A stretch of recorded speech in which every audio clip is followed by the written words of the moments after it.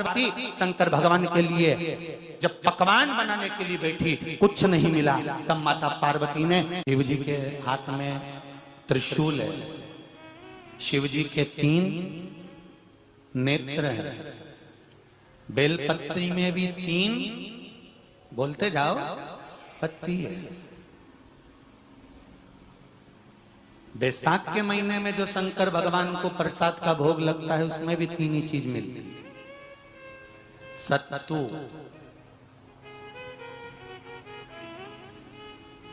कोई दूसरे महीने में बनता है? जम के तो बोलो नहीं। कब बनता है? यही बैसाख के महीने में।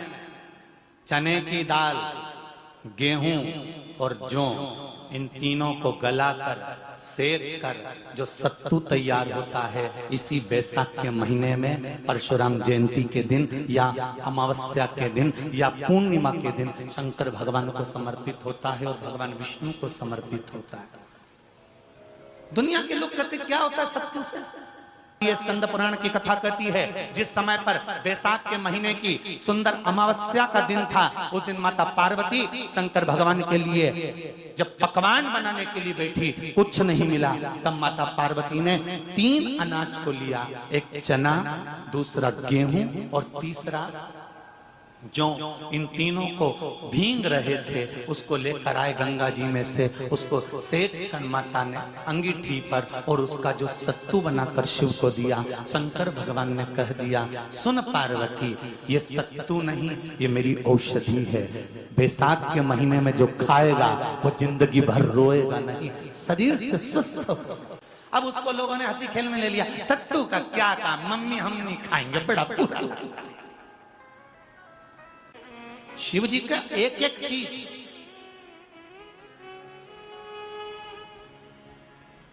बैसाख के महीने में पियो बेल, बेल मतलब समझ गए, बेल का रस। बैसाख के महीने में पियो बेल और शरीर को रखो ऑलिव बेल। पियो सत्तू 12 महीने खाओ मत खाओ। कौन सा महीना?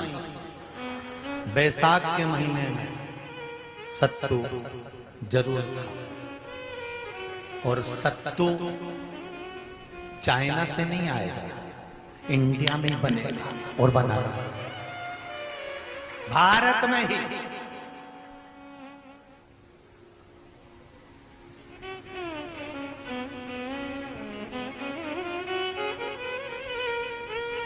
चलो आ जाओ गरुड़ पुराण में। मरने का 47वां दिन,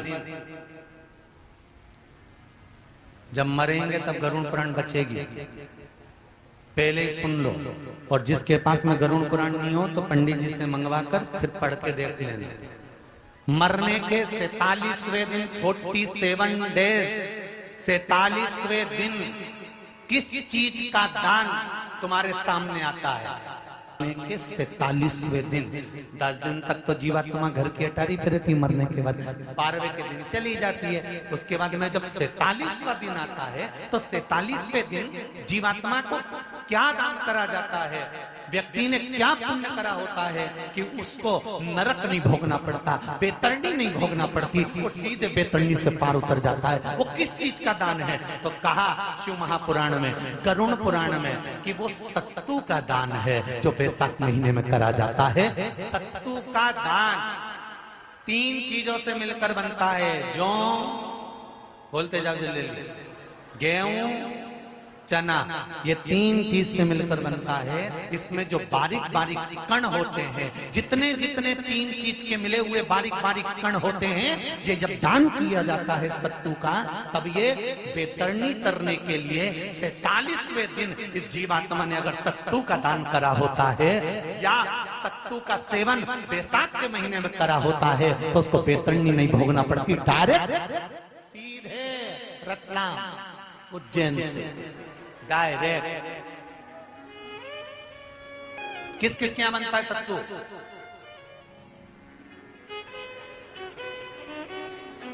मैंने भी तो ये पूछा किस किस क्या बनता है, मैं ये थोड़ी ना बने, मैं अभी थोड़ी ना कि अभी बन गया।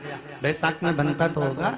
पहले गांव के लोग तीरथ करने जाते थे, गांव का लोग जब तीरथ करने जाता था कोई सामान नहीं लिया, सत्तू बांधी पोटली में धरा यूं और पानी में घोलिया और नमक डालिया या शक्कर या गुड़ घोल के और पी के वही चले।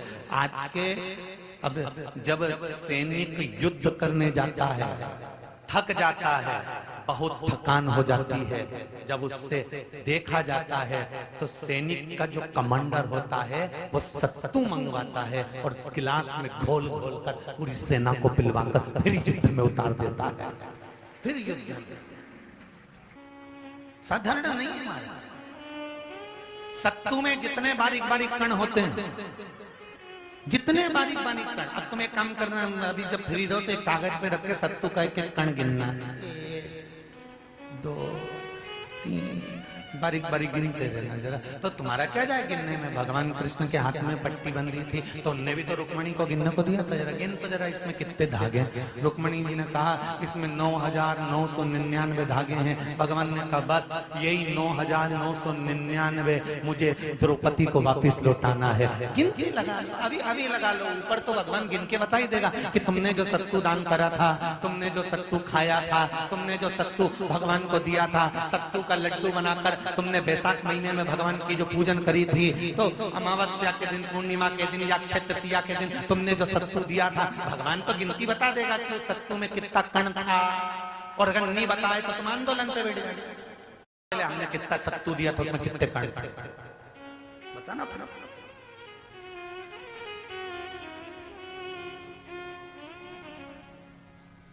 एक शिव की आराधना में, चांगुना में एक लोटा जल भरा, उसमें थोड़ा सा चंदन डालकर बेलपत्री के वृक्ष के नीचे ले जाकर डाल देती, थोड़ा सा जल बचाकर शिव जी को डाल देती। शंकर भगवान ने एक दिन चांगुना के सामने मन में विचार प्रकट करा और पार्वती जी से कहा, पार्वती एक बात समझ में नहीं आती, आधा जल ये बेलपत्री को देती है, आधा जल मुझे देती है, जब आधा जल मुझे देती है तो मुझे बड़ा गुस्सा आता है। भगवान ने कहा ये आधा जल कहां डोल के आती है? पार्वती जी ने कहा उसके संतान नहीं है, इसलिए वो बेलपत्री की भी आराधना करती है और आपकी भी आराधना करती है। ठीक है, इनके यहाँ पितृदोष होता है, काल सर्प दोष होता है, वास्तु दोष होता है, उनको ज्यादा कुछ नहीं करना होना। महाराज एक बेल का फल लीजिए, फल बेलपत्री का जो फल होता है उसको ले लो, उसके अंदर का जो गुर्दा होता है, अंदर का जो भाग होता है उसको निकाल दीजिए और उस बेल के फल में आटा सेक कर उसमें शक्कर मिलाकर उसको उसके अंदर भर लीजिए। अमावस्या के दिन सुबह 10 बजे से पहले उस बेल फल में जिसमें तुमने पंजेरी भरी है, आटा सेक कर भरा है शक्कर के साथ में, उसको अपने घर में घुमाने के बाद में जिसको काल सर्प दोष बताया है, पितृदोष बताया है या वास्तु दोष का स्मरण बताया है, घर में सब दूर घुमाकर अपने परिवार का हाथ का स्पर्श कराकर पीपल के पेड़ के नीचे तक खड्डा खोदकर उस बेलपत्र के उस फल को दाब दीजिए, उस फल को उसमें दबाइए। केवल एक अमावस्या करना रहता है, पितरों के दोष से मुक्ति मिलती है और हमारे घर के कार्य सफल होना प्रारंभ हो जाते हैं। कार्य की सफलता होती है, कार्य में सफलता प्राप्त होने।